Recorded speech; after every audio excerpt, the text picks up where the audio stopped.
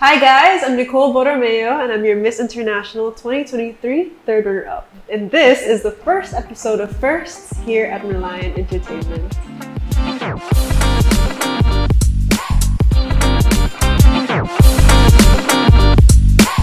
Oh, the first thing I do when I wake up is, I hate to say it, but I check my phone, yes. After I roll out of bed, I scroll first thing in the morning. I like to turn off my video that was playing the night before. I actually like to listen to a little bit of guided meditation at night. But I want to do it for free, so I do it off YouTube. Oh, my dad makes fun of me for this. So the very first movie that I cried to was actually King Kong. We were in the movie house together and, spoiler alert, the big gorilla dies. And when he does, I was a sobbing mess. I don't know how old I was, maybe around 6 years old. But if you ask my dad about this story, he will make a very good impression of me crying. Oh, the first celebrity crush, I've had so many. I think the earliest one I could remember was this one singer called, I don't even know his full name. I think his name was Jerry from F4. That one. Jerry, wherever you are. Oh wow, the first song that meant the most to me was Can't Help Falling in Love. Oh god, I'm a sucker for this one. So growing up, I think it's part of the Filipino household to have the karaoke machine with you.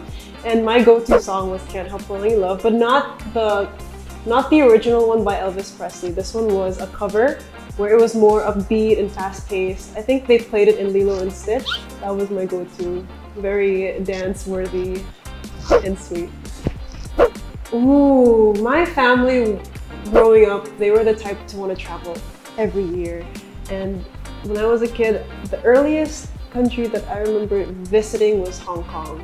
I had the best time there because we went to Disneyland, and my favorite ride of all time was I think it was called the Space Shuttle. So it's really fast with all these lights, and by the end of it, you walk home with a picture taken, and I was there. This pose, ready to take on the world.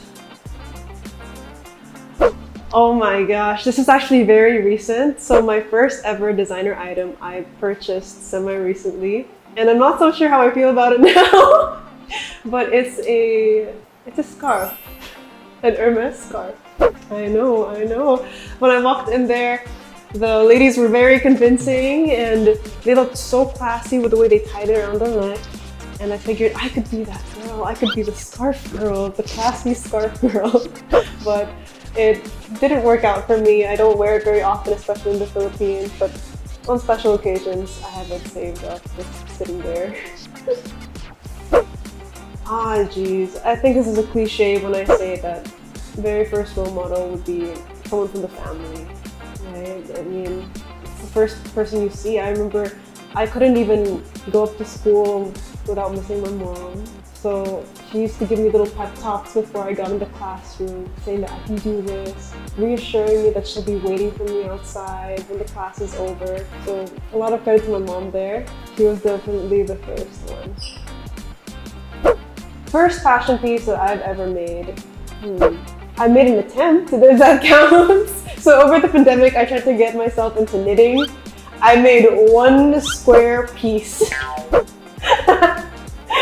One square piece, if that counts as a fashion item. So let's give it that, one small piece. Maybe I'll go back to it after maybe 3 years later.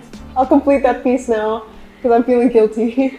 Could have been a tube top, could have been a bag, could have been. Oh, the first thing that comes to my mind when I hear advocacy is sustainability. I think it's definitely the future, and we need to live in a world where it's run by sustainability, because it ensures that there's going to be a future for the next generation, and it's going to be one that's worth living for, that's worth sustaining even further. Oh wow, the very first dream I achieved. I think it was my first pageant. It was a dream I didn't realize at the time, but it brought immense strength to be on a stage, to do things you're afraid of, even as a child.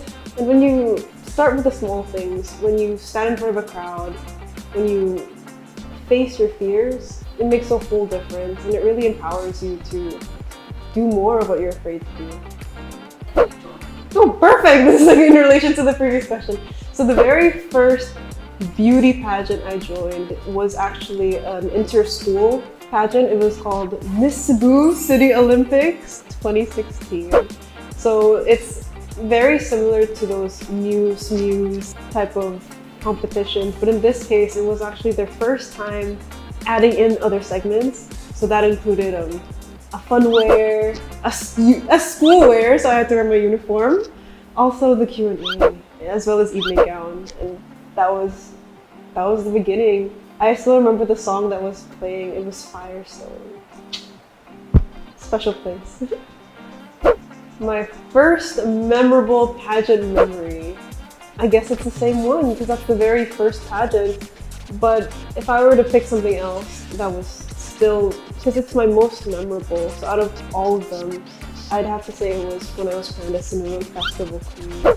I bring this up a lot because it's very dear to my heart. It was during a really tough time for me mentally, and it showed me how the power of prayer can really not only bring people together, but also nurture the fears inside of you. To go against that, actually, to show you that you're far more capable than you think you are, and you can conquer anything with faith.